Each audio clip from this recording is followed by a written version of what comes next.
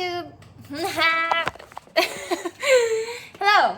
And welcome to another video. The last time I did this was, I think, 4 months ago.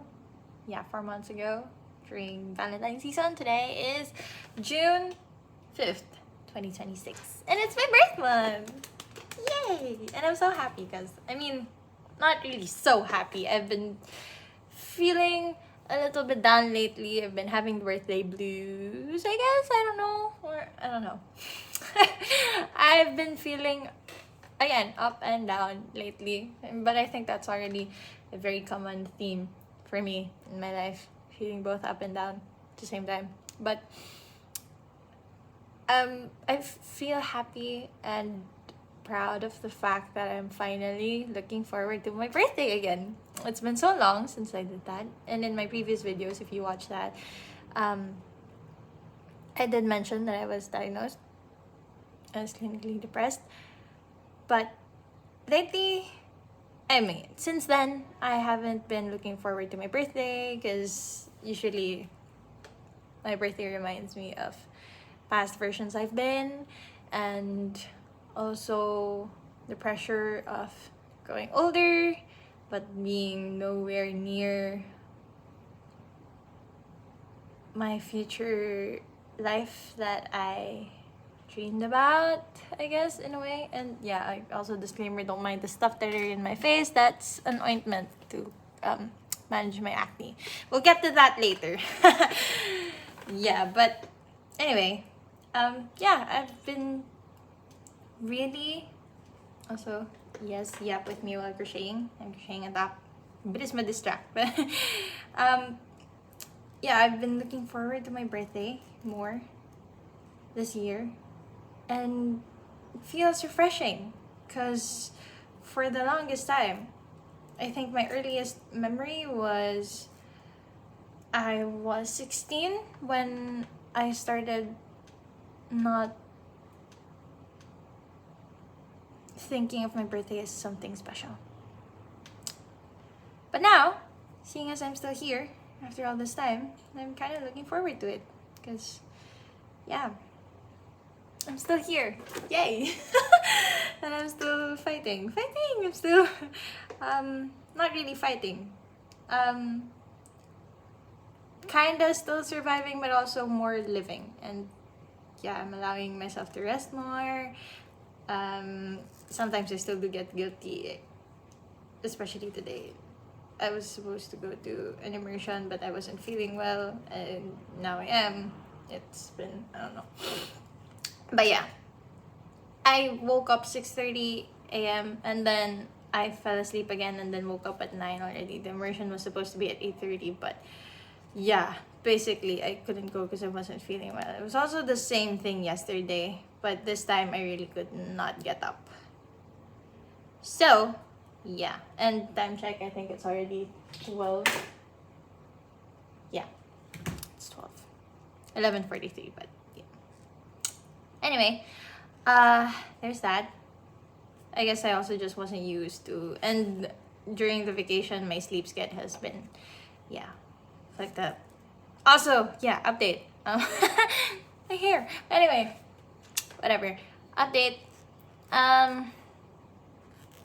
I guess now you know that these videos are authentic and shit. Okay, but update. I have been catching up with my medical visits and medical checkups, and I am currently being monitored for PCOS. I'm not receiving any pills yet, but I did receive a temporary treatment last December, I think, where I was given pills to take for 3 months every cycle. But unfortunately, my cramping didn't improve as much.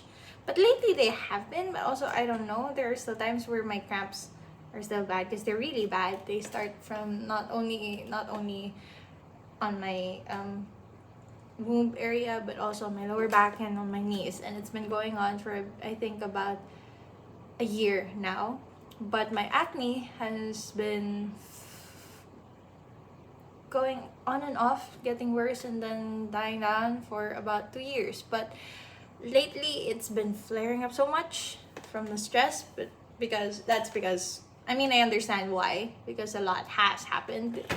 Even in those 2 months, a lot has happened, and I've changed a lot. And if you didn't notice, I have shorter hair now, and yeah, when someone is going through a lot, people say that someone is going through a lot when they get an impulsive haircut, and this was kind of impulsive. I was just going to the salon supposedly to I don't know if I posted, I'm gonna check it later if I posted the video of me yapping after getting my haircut, but I don't think I did post it. I think I deleted it, but anyway, I'll check it later. But yeah, this was impulsive. I was just planning to get my hair trimmed, but then I sat down. The moment I sat down in the salon, I immediately went. When my hairstylist asked me what cut I was gonna get, I suddenly said short po, and even showing them a picture of a. Because I was considering it, yes, but I wasn't really planning to. I was just planning to get my hair trimmed and keep my hair long for the whole of 2026. But yeah, I guess, again, and during that time, Uranus was in Gemini. So, transformations and impulsivity. But yeah, back to the story. Lots of stuff happened, and part of that is also part of the symptoms that I am trying to manage while not having a prescribed treatment yet, is because trying to fix my diet, not going very well. Trying to fix my sleep schedule, also not going very well, but I'm taking the baby steps to do that. And also my acne, but it's so expensive, and money unfortunately does not grow on trees. And I may look like I'm well off, but those are my parents, and also I don't want to be a burden to them, so I paid for it using my savings. And I am currently jobless. I had a job before. I was able to save up some money from my streaming, my time playing as a pro player. Well, my time as a pro player in esports, and also freelance graphic designing, freelancing as a graphic designer. Yeah, and an editor, video editor. I saved up some from that, and especially also from my tournaments before. I saved up from that, but currently jobless. So yeah, this every essential right now feels heavy, and especially in this economy that we're in, plus the government that we have. I live in the Philippines, and if you also live in the Philippines, you know exactly what I'm talking about. But anyway, let's not dove into that. I am not about to be talking about politics in my yap video about myself and my life. But I am vocal about it also, and I mean, not too vocal about it yet, because that's a different story. I'm not quite comfortable yet, but there are restrictions. But when I can, I do share my thoughts on it. And the last time I did that was when I was in 6th grade, I think, or in early high school. In my early high school days, which I stopped because, I can't share about that yet. I'm not comfortable yet. But yes, anyway, there we go. That happened, the initial diagnosis and stuff, and the reason why I haven't been prescribed specific pills to take yet was because I need to do a test first, and a specific ultrasound to further classify it, and some more tests to determine what medications I need to take, and I still haven't had the time to go back, and that's what I'm planning to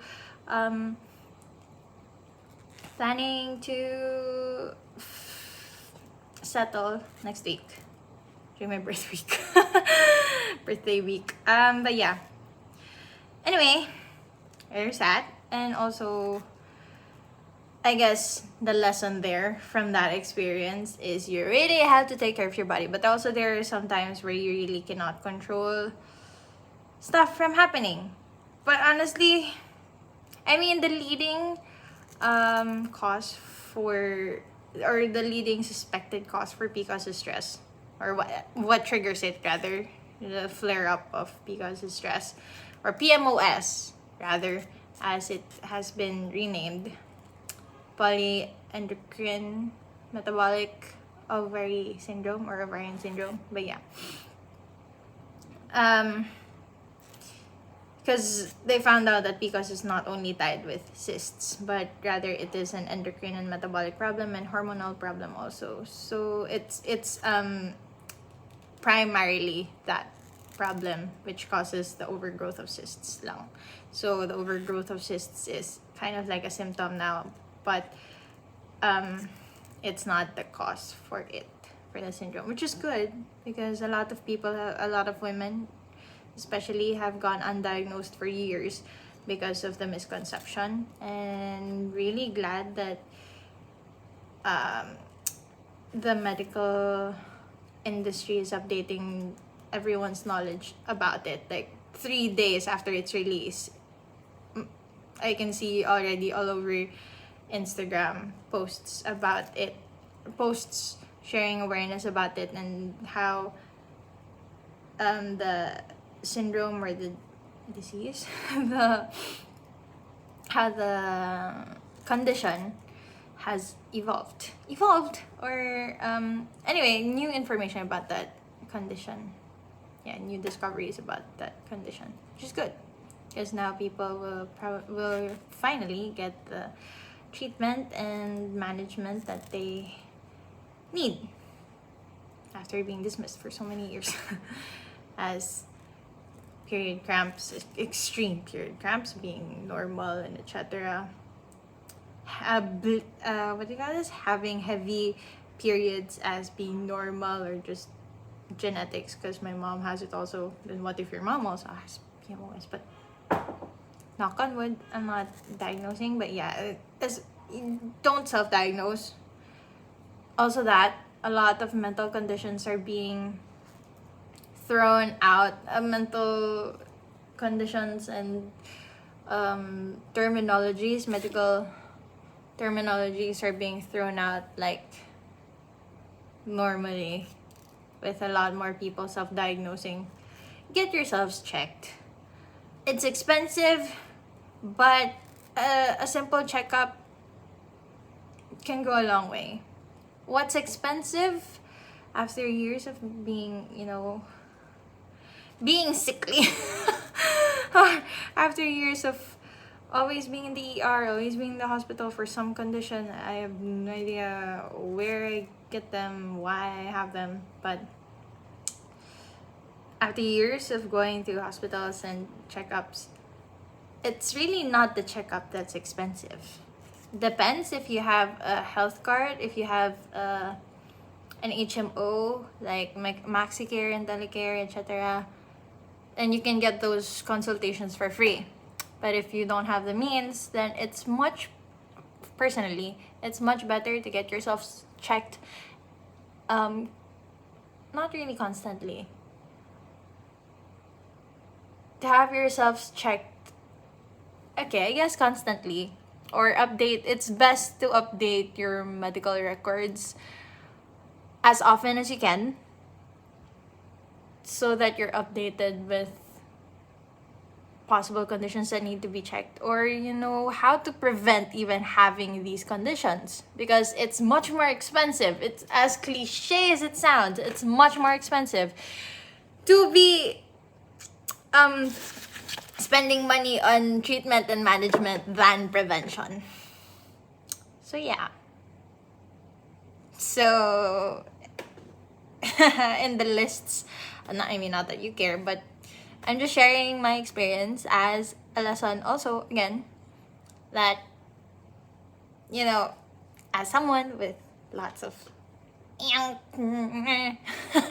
I don't even know if I myself am having a difficult time and having a kind of like an identity crisis, because I was active, I have been active, and I still kind of am, not so much. I have been living more of a sedentary lifestyle, especially after the cheer dance competition, but I still do try to work out when I can, or exercise and do cardio or stuff when I can.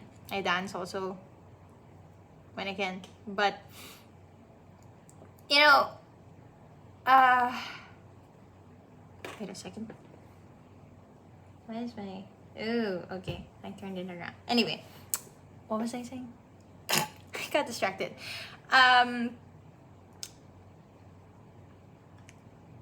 Having lived a very active lifestyle before, when I was younger, it's very difficult. I find it very difficult to accept that I am actually sickly. Because even when I was active, I still had problems before. Okay. As a kid, I was, during my elementary days, so like, I think my earliest memory is when I was 3 years old, 3 or 4 years old, I was already experiencing, or I would constantly have UTI, urinary tract infection. And that went on until I was 8, I guess, I think. And even then, when I was in second grade, 6 to 7 years old, I already started doing cheer dance, and I still had times where I had UTI. But it stopped. But only when it was off season, because my training for the cheer dance was not constant. It was only for 2-3 months near the competition, and then I wouldn't have any. But I was active outside. I would play outside because I'm a Gen Z, and I am fortunately part of the Gen Z people who were able to experience life outside of the digital world. So I was still able to play with my friends outside and stuff. And I was very active before, but I still had UTI. I still had gut infections. I would remember, this might be a little TMI, but I would remember, I would remember or recall memories of myself throwing up on the floor, trying to get to the bathroom because I really couldn't hold it in anymore, and having a pail beside me just being bedridden, throwing on the pail. As disgusting as it sounds, because yeah, I can't even stay up, my head would hurt, throb even, whole day. I'd just be sleeping, crying also because I can't play, I can't go to school. As someone who's also, who also has a very, I don't know, maybe it's just me being a perfectionist, I don't know, but ever since I was a kid, I did not like missing a day in school. Even though I didn't have the best experience either in school, being bullied, as I mentioned in my previous videos, being bullied and outcasted. I loved learning. I love learning. Even now, I still do love learning and studying. Like, during my immersion, I could have passed on the immersion or passed on the immersion and just stayed at home and relaxed and rested. But I really wanted to go because I wanted to learn. I wanted to see how the process in the clinics were. That's why I still went. And a lot of people have been telling me, no, you don't have to do that summer immersion anymore. You have this, you have that, you have so many resources. Why are you still going to the immersion? That's just, sayang oras mo dyan, they say in Tagalog. You don't need that. You're just wasting your time on that, when you have all these other resources that you have to study at home, etc. But I really do love learning. And even while I'm there in the immersion, of course, there were times where, a lot of the time, I would kind of not really regret, but I would complain about standing because being flat. I mean, one of the factors for that is because the shoes that I bought, because we have different shoes for inside the infirmary and outside the infirmary. So during duty hours, we would stand, and we're not allowed to assist so much, too much, rather, not so much. We're not allowed to assist too much. So the most that we can do is just hold the suction for the clinicians, the working clinicians there, or pass them stuff that they need. But yeah, our main objective and like purpose for being there in the immersion is just to observe and to learn, to ask questions. We can ask questions, but we can't do the procedures for the clinicians. They have to do that. But yeah, even then, I would still get so fascinated that I don't forget about my feet hurting, but my fascination overrides my complaints my my discomfort. Yeah, my fascination for learning new stuff and for watching the clinicians do their work overrides my discomfort, which really, I don't know, I guess says a lot about me and my love for learning stuff. And also, I don't know, when I'm bored, I learn stuff. When I get bored, most of my hobbies, that's why I have a lot of hobbies, were born from boredom and my curiosity. So yeah, yeah, I back to the topic. I would really I would really feel bad if I missed a day in school. But I was still active and I was still sickly. Even after, when I was oh yeah, I also had asthma already before. Yeah, even when I was doing cheer dance, I already had asthma. Another prominent memory from my childhood is I would always during the burn months, not even just during the burn months, even during summertime or springtime, January to June, I would always wake up so early, 5 a.m., because I need to not only prepare for school, even though my school was just beside my house, like it was just a 5 to 15 minute walk, depends on how fast you walk. No, not really 5, okay, a 10 to 15 minute walk, depends on how fast you walk. But that's how close my house was to my school, because it's just really outside the subdivision. You just have to go around. But I would wake up as early as 5 or 5:30 a.m. not only to get ready for school, but also to do a 10 to 20 minute nebulizing session. Yeah, I have a 10 to 20 minute session with my nebulizer because I had asthma. Which stopped when I was oh, it's bleeding because I pulled it. But anyway, which stopped, or like wasn't getting triggered when I started doing taekwondo. I would still have days where I would have severe nasal congestion and sore throat because I still have allergic rhinitis. My whole family has it. Yeah, my whole family has it, both mother and father side, and my siblings have allergic rhinitis. So especially during the burn months, but theirs manifest in the morning and in the evening only. Mine manifests when I lack sleep in the evening, when it's too cold, and during the burn months. But it was kind of lessened, I guess, when I was doing taekwondo. But when I stopped, and when I got into dentistry, that's when my asthma worsened, and now I have an inhaler. But yeah, so, but the UTI stopped, thankfully enough.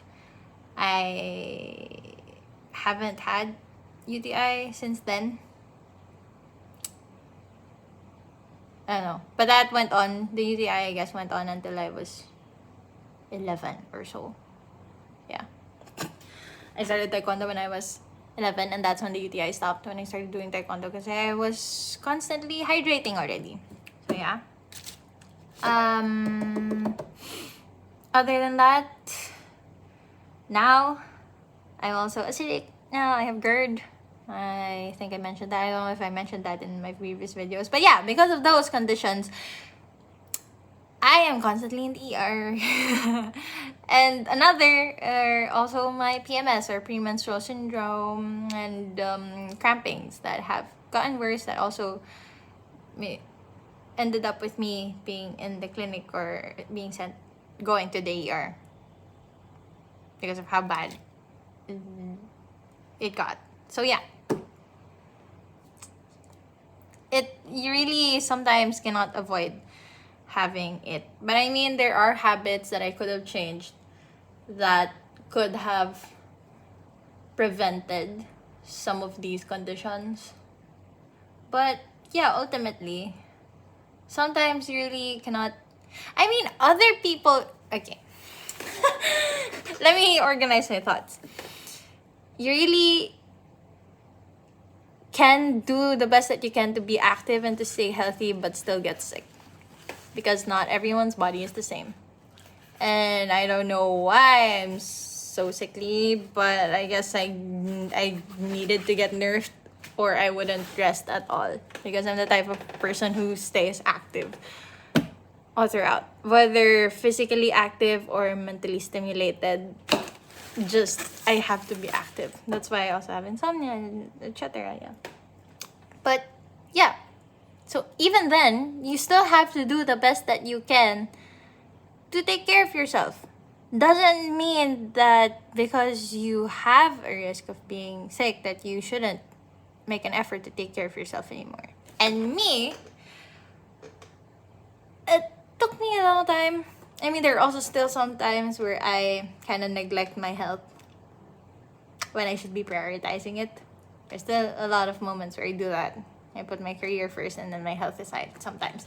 But I'm changing that already. I've been changing it and I've been doing better already. But still trying to find middle ground and manage it properly. But yes, as much as possible, you should take care of yourself. I mean, we're all gonna die anyway. Don't have that mindset. It's really difficult to prevent that mindset. Honestly speaking, but as much as you can, just do little steps. You don't have to drastically change your routines and habits overnight. You can start with just changing them one by one, starting by fixing your sleep schedule, and then you can fix your diet eventually after a month or two if you want. If you're still not ready to cut off some foods that you love eating, but if your health really calls for it, then you can start laying off on them slowly, one by one, taking baby steps. But yes, okay, hindi na napag-crochet and this has already gone on for 28 minutes, but I think I'm gonna end the yap session here. And I'm really grateful if any of you watched and stayed until the end. Really grateful for you guys here. And if you, I hope you got a lesson or you got something, whatever, realization or an epiphany from my video today or from my videos, and I hope they do help you guys, whoever's watching or whoever will be watching, because not much people are watching these videos, but to the very few who keep watching, thank you. And to the new people who are here, welcome. I do these videos to not only document my life for myself, for my future self, but also for people out there who, I know, just want to hear people yap or who might need these messages also, or these realizations, who might need these nudges to help them realize some stuff that they've been doing, some cycles that they've been having their whole life that they probably need to stop, or some cycles that they need to improve, to heal from, etc. Some realizations that might help them know what steps next, or what the next steps they have to take for what steps they have to take next for whatever their life. Yes, and these are also as authentic as possible. So I don't edit them. They're raw and authentic. Thus the face full of the ointment and the hair, the bed hair, or just woke up here, and me in my pajamas. But yeah, no edits also. So yeah, Thank you for watching, for listening, and I'll see y'all, I guess, whenever. I don't know when. Bye bye.